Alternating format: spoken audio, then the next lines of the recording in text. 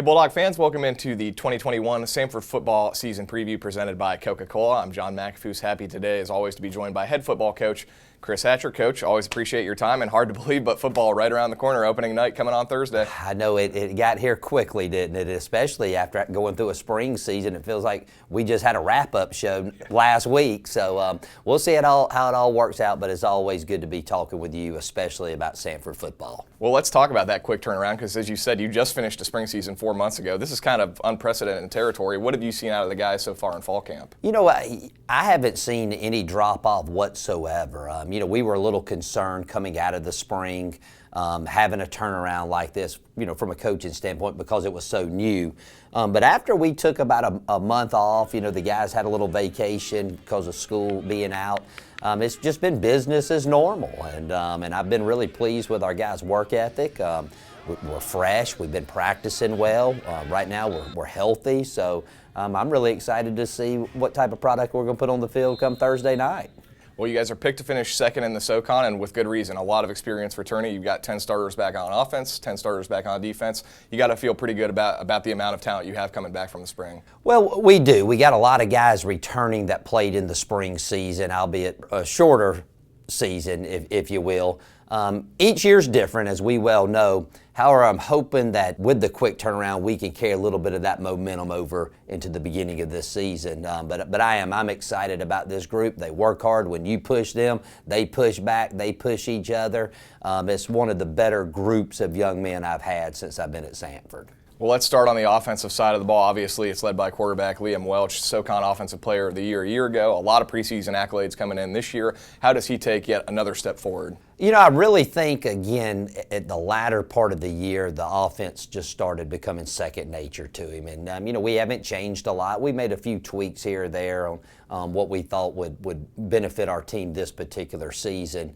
But just having 7 starts under his belt last season, and then, the confidence and the rapport he has with the players, I think are going to be big for the success of the offensive unit. Talk a little bit about the offensive line play as well. I know in the spring season, prior to the season, that was one of your areas of concern because there were a lot of new faces there. But what did you see from them development-wise throughout the season? Well, I thought that the biggest thing is we got great depth there. We have 8, 9 guys that can go in there and play, and there's not a significant drop-off. And especially early in a season when you play with the tempo we play, you want to keep those guys fresh. You want to rotate them. So I'm really pleased with the depth that we have. And I think the biggest thing that happened to us when Bo Myers went down last year, Cooper Frazier came in, the true freshman came in, and really played well and kind of brought that group together. But again, the bell cow of that group's Gavin Orr, J.D. Bill, and Austin Geis. They're the guys with the most experience, so we're going to rely on them a great deal. I know one of the big camp battles has been for the backup quarterback position. What have you seen there? Well, we're still in a battle there, okay? We got some really good prospects there. We narrowed it down for week 1 to Cade Blackman and Ty Hatcher. Both of those guys have been the most consistent throughout their career here, and they've been the most consistent in camp.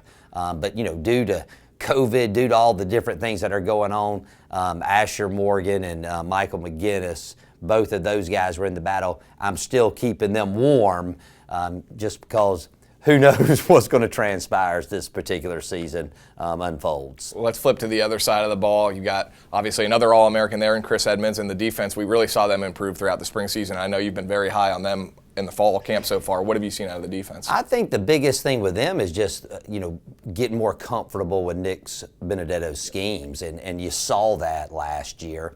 But one thing that we didn't play really complementary football all the time, and we've really worked on that with our conditioning. We've built depth on that side of the ball. So I expect to see a much improved, more consistent defense this year.